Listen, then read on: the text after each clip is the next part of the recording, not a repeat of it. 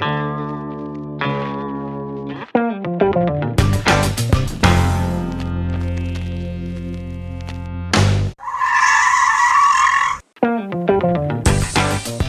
right, hey everybody, welcome to episode 35 of the Stop and Give Me 20 podcast. 20 minutes with some of the world's top fitness professionals. I'm your host, Anthony Renda. You can check out the show notes at stop20podcast.com. That's stop20podcast.com. Make sure you go to iTunes and subscribe to the show. Leave us a rating and a review.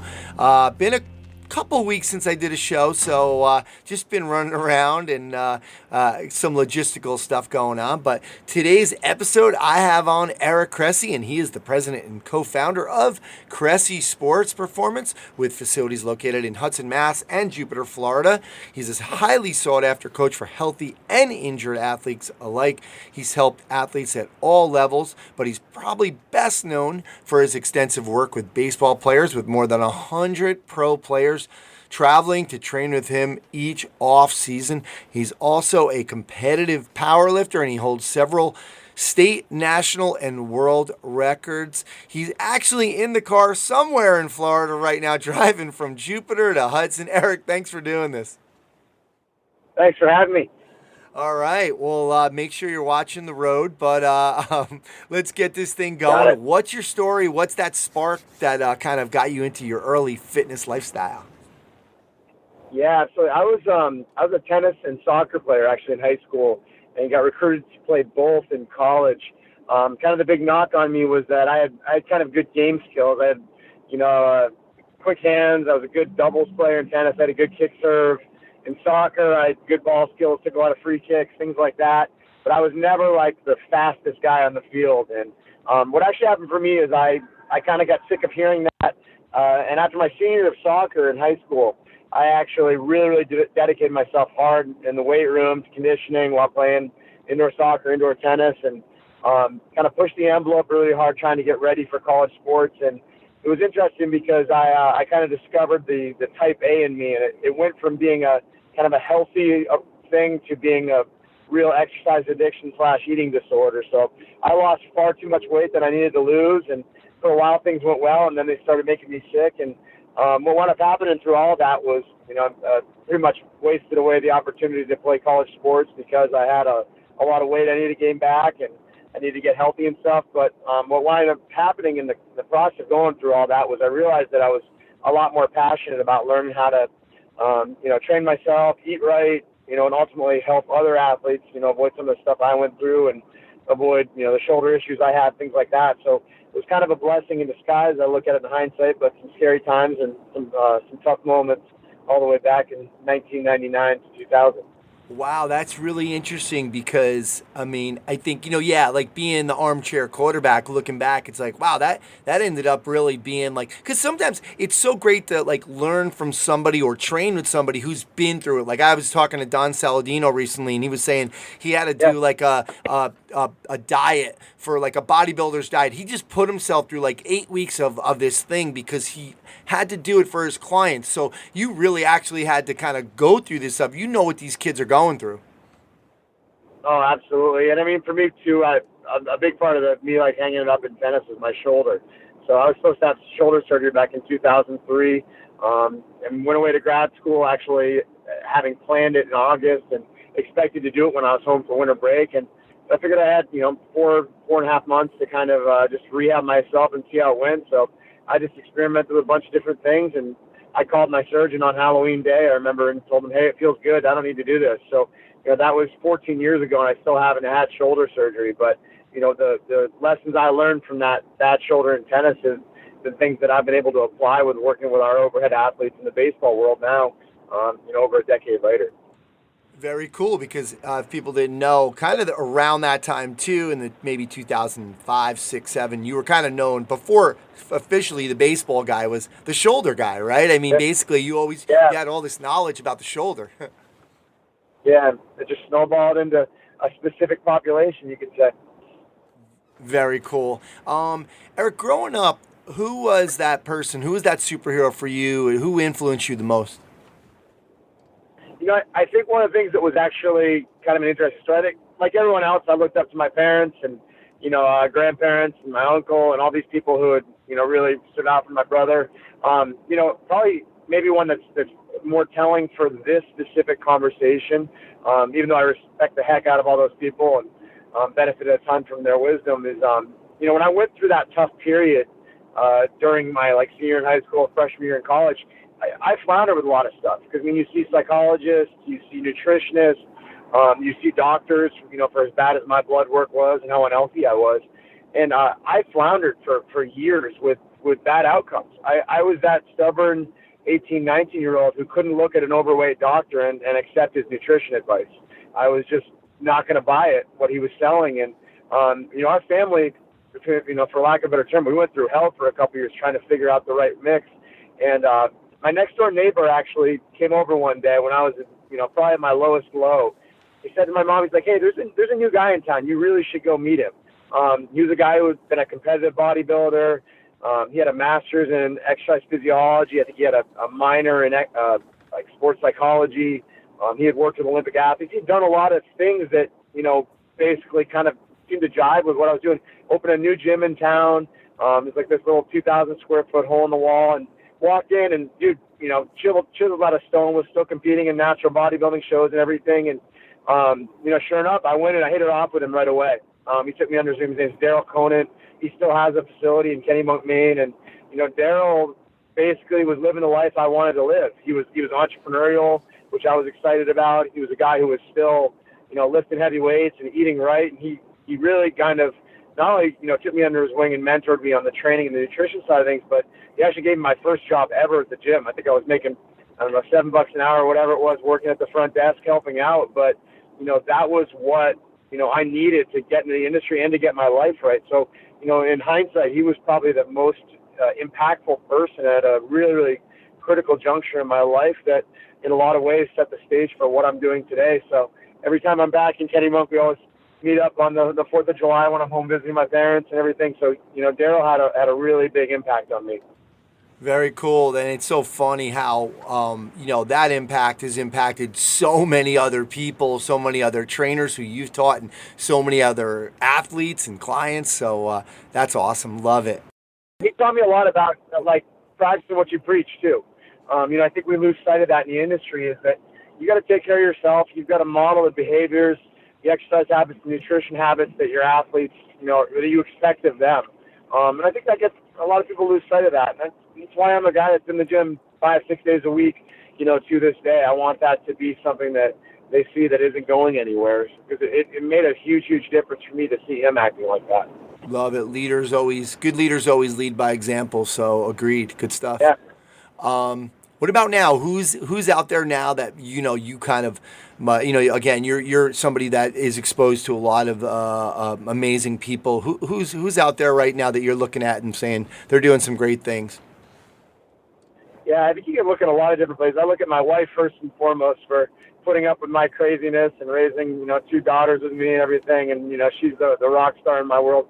I think it's probably a fallback, but my mom for sure. My mom is actually principal at my old high school, and she was someone who went back to teaching when I was in kindergarten, taught high school English for 20-something years while my brother and I were growing up, and then off in college. And she kind of ascended the ranks from teaching to becoming an administrator and ultimately becoming principal. And it's been interesting just not just seeing her career development, and they're in the process of building a new school, so she's had to go through the budgeting and everything. She goes through accreditation for schools. But probably the most impactful thing for me is anytime we go to the grocery store together, it takes 4 hours, because literally, we'll be in the fruits and vegetable section, and there'll be a parent there that wants to thank her and, for all she did for their kid. And then we get to the next aisle over, and it's one of her former students who gives her a big hug. It's just, it's really, really impressive to see the impact she's had on the community, all the lives she's impacted. So, I think above all else is, as fitness people, particularly dealing with young athletes, we're educators too. We're creating important habits that are going to be with them for life. So I see a lot of parallels in what I do with what she's done, and certainly want to make sure that our work is impactful in the same way. Love it. And I think it's no coincidence that 3 of the biggest influential coaches, trainers in our business. Mike Boyle, Mark Verstegen, and yourself all come from parents who were in education. So Absolutely. interesting. What about now, like in terms of your business and who I know you have your two daughters, but who do you want to be a superhero to? Who are the people you're trying to help with your business? Because you have a lot of different angles in your business as well. I think obviously, like you said, daughters first and foremost. That's your number one priority in the world. But I think in the context of business, it's two things. It's being a leader to your staff and mentoring young coaches and interns who come through our facility who want to have a good impact on the facility and on the industry as a whole. So I think that's certainly something that I take a lot of pride in, is that we've developed some really, really good coaches in house, and it's cool now where I'm sure Mike Boyle has been telling these stories for decades, but like we have interns who are in the NBA who've won world championships. We have interns that are working with gold medalists, that are working in all sorts of professional sports and college settings and stuff like that. And that to me is awesome. Seeing somebody that was with us 7-8 years ago, Eric Otter's the director of performance for the Memphis Grizzlies. Mike Roncarati, won a world championship with the Warriors. He's the Hawks now. Like those guys were college students when they were with us. So it's so cool to see what they've become. And they were studs when we had them, but they've gotten even better on their own. So I hope we've even played like a small role in just exciting them to take that next step in their journey. And I think obviously there's no greater responsibility than training athletes. On multiple fronts. At the professional level, you have people who are trusting you with their career. Like literally half an hour ago, as part of my ride, Corey Kluber called me. He's on the road in Minnesota, and we just called to catch up on how things are going after his first couple starts. It's a huge honor that someone, particularly at that level, would trust you with their career. So you take those responsibilities very seriously. But by that same token, you have high school kids who are in their formative years. They're in a period of time when they're very, very impressionable, and they can go in a good path or a bad path. And their parents trust you with 2 to 3 hours a day, sometimes 5 or 6 days a week, and that's in many cases more than any of their teachers spend with them. So it's a very important responsibility that I don't take lightly. So I think we want to be impactful with our family, with our clients of all levels, and with the staff that we kind of oversee. Love it. Yeah, and I will say a note about the staff piece is that I used to talk to Mike about this, Mike Boyle, and about Daniel Coyle wrote the talent code and talked about talent hotbeds, yeah. And you guys at Cressey Sports Performance have become a talent hotbed as well. People who've kind of gone through your system and learned so much and gone on to doing a lot of great things, and that reach is out there now. So good for you, and yeah, you should be proud of that. Love it. Buddy, Dan has actually become a good friend. I got to know him through the Cleveland Indians, where he's done some consulting in the past. And as an interesting little aside to all this is that, Dan's kind of like latest area of interest is culture, looking at corporate cultures, what successful cultures do. And, I think it relates a lot to that talent development, is that if you have an environment that you foster, that pushes, continuing education and a focus on being better today than you were yesterday. But on top of that, you have an environment where you get like-minded individuals around each other, where they can, continue to push each other and continue to innovate. And that's where magical things happen. So, that's what we try to strive for. I know it's something Mike's created over the years too, and I think what we see with a lot of the really successful facilities in our business. Love it. Yeah, agreed 100%. You wrote an article. I want to switch it over to stay on the industry idea, but you wrote an article, Is one-on-one personal training really dead? And I think, we talk about the pendulum going back and forth, and people talk about this idea, you got to do groups, it's got to be semi-private. What are your thoughts on this? I think it probably depends on the day you ask me. Most of our facilities, we're 99% semi-private. It's what we do. It's what the athletes like the most. But I'm not ready to write off one-on-one training. I actually really miss the days when I was a one-on-one trainer. I miss the conversations. I miss that one-on-one interaction. I'll still do a little bit of here and there, particularly like it's a post-surgery case, a little bit of a higher profile play scenario of, athletes who maybe want a little bit more peace and quiet or something like that. So I certainly miss it, and I don't think it's dead by any means. There's still some really, really successful people out there. I mean, Ben Bruno is doing personal training and doing an awesome job out in Hollywood. I think he'd be crazy to go to a semi-private setup. So, I find that the industry, like you said, the pendulum swings too far. There's still a place for one-on-one. It's obviously not going to be the majority of people from an interest standpoint or from a financial standpoint. But I think there's a need for it. And what I think you find is if you come to our facility or you go to really anybody's facility, there might not be one-on-one training in a billing standpoint. It's happening all the time in practicality. You can't always be crazy busy. There's going to become a time of day when you have 5 coaches on the floor and 3 clients for whatever reason, and you go let a couple of guys go grab some food or write programs, and then everybody else is getting one-on-one personal training. So I look at that as an opportunity to hone coaching skills even more, to over-deliver for clients and stuff like that. So I don't think one-on-one training is dead by any means. I think it's an important skill that a lot of people need to have. You got to be able to coach one before you can coach 4 or 5 at a time. You learn to prioritize coaching cues, and you learn to figure out which ones give you the most efficient changes. So I think the industry on the whole is taking that too far. I still know a lot of really good one-on-one trainers who do an awesome job, and I respect the heck out of them. Excellent. Good stuff. You mentioned a book you read recently. Let's just name the book and give us 1 or 2 takeaways. Yeah, for sure. I'll give you a couple books. I'm listening to some books in the car here, but I'll give a shout out to a friend. Rick Ankiel just released his book. It's called The Phenomenon. A lot of people will know Rick is probably the most, storied case of the yips in baseball history. I think he's a 21-year-old left-handed pitcher, kind of like a young phenom with really what was a generational arm. He was with the St. Louis Cardinals, and back in the playoffs, effectively his career imploded. Threw a couple of wild pitches, and a couple became 5, and maybe he threw more wild pitches in 1 inning than any pitcher in Major League playoff history or something like that. So the long story short of it is it's a demon that a lot of players basically wrestle with. You'll see a couple guys in every major league organization. You'll see high school and college kids that deal with it. They lose their release point and they can't throw strikes, and it kind of comes out of nowhere. And there's obviously a huge mental component to it. Sometimes there's a physical component to it.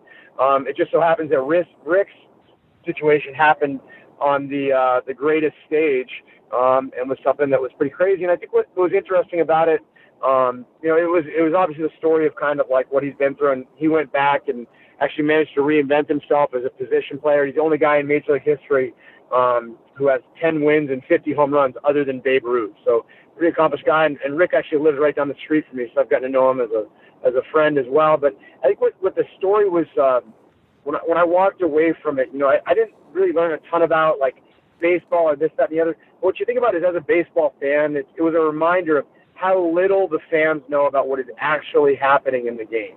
Like they'll stand in the stands and they'll heckle a player like you wouldn't believe, and you had no idea that this guy was going through absolute hell.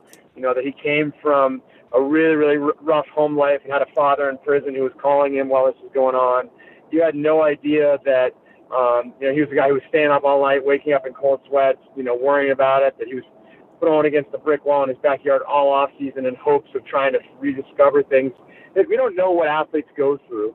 And I've trained athletes through divorces, through family sicknesses, things like that, and that stuff weighs on them when they're on the field. And you talk about like sports writers and people who are on TV, and everybody thinks that like professional athletes are immune, but in reality, in many cases, they're struggling with a lot of demons that are really controlling their lives. So it makes you think twice about heckling a guy from the stands, or just writing indiscriminately about how bad a player pitched or hit or something like that. So I think it was kind of a good friendly reminder, like, hey, pro athletes are people too.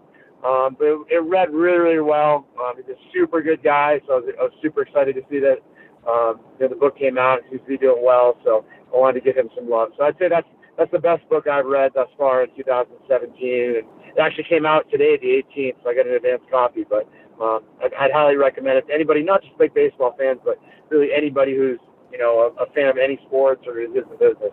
Good stuff.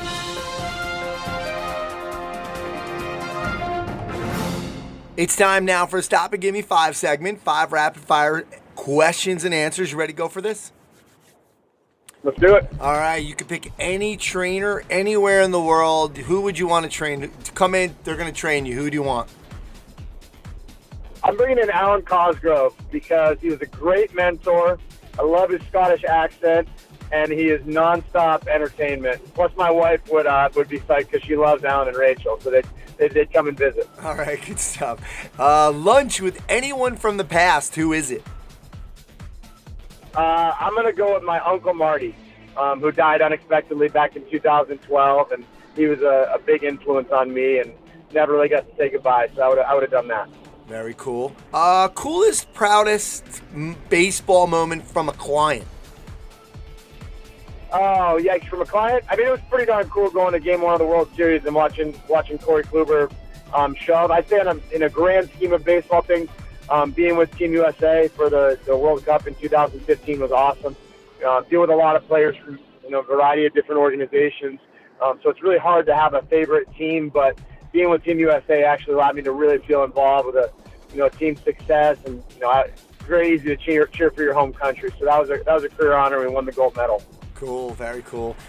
Thing you miss most about Massachusetts when you're in Florida? So you're on your way there now. You're gonna kiss your 3 ladies when you get back. But what's one thing that's gonna be like just chomping on the bit? What do you want to do?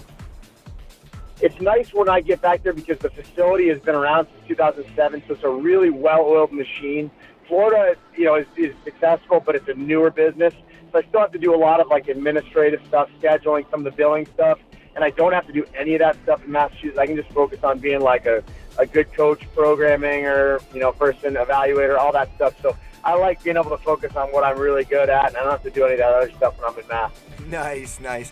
Unexpected thing about having twins? Oh, yikes. Besides having twins, that was the first surprise. What I never, first off, there's a little Anna and there's a little Eric, so our girls look nothing alike. The thing that is the most surprising is how they flip-flop personalities on a regular basis. Our daughter Addison was the easiest baby on the planet, whereas our daughter Lydia was always the one that was hard to go to sleep. She was the one that was kicking Anna. She was front and center on all the ultrasounds. And now she's the most mellow little sweetheart, and Addison's a ball of fire at age 2.5. So they literally flip-flop roles every couple months on us. Nice. Cool.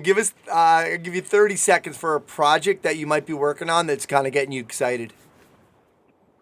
Yeah, absolutely. I came out with the High Performance Handbook back in 2013, and that was kind of been my flagship product. And I'm realizing that was a good representative example of my philosophies back then, and it's coming up on 3.5, 4 years now. So it's about time to get some new stuff together. So I'm going to kind of build on some of the things that I learned with that product launch, and hopefully get something new together that the masses can enjoy, and build on that. Nice. Last 30 seconds. What's the letter to your younger self? What advice are you going to give young Eric? Yikes. I would have told younger Eric, if you're going to go to college, don't study exercise science. If you're going to do it as a minor, and get your major in, either do athletic training or physical therapy, just so you have that skill set / rehab component with manual therapy and all that in your back pocket. And I would also say don't put your name on your business, but everything else, I'm real happy with where I'm at. All right, I want to do a shout out to Strength Coach TV, folks. We talk all about that in detail with Pete Dupuis and Eric on Strength Coach TV, and that's coming up soon about the name on the business. So, Eric, thanks so much for doing this. I know you're super busy, and it's so great the impact that you've had on. We talked about it earlier with kind of being a talent hotbed of clients, and the impact that you've had on your clients as well, not just the trainers, but we really appreciate everything you do. So thanks for coming on. Thanks for having me. Always a blast. All right, well, that's going to do it for episode 35 of the Stop and Give Me 20 podcast. Thanks again to Eric Cressey. Make sure to check out all the links to all his stuff at stop20podcast.com. Don't forget to subscribe to the show. Leave us a review and a rating. It really helps us out. My name's Anthony Rena. Thanks so much for stopping by.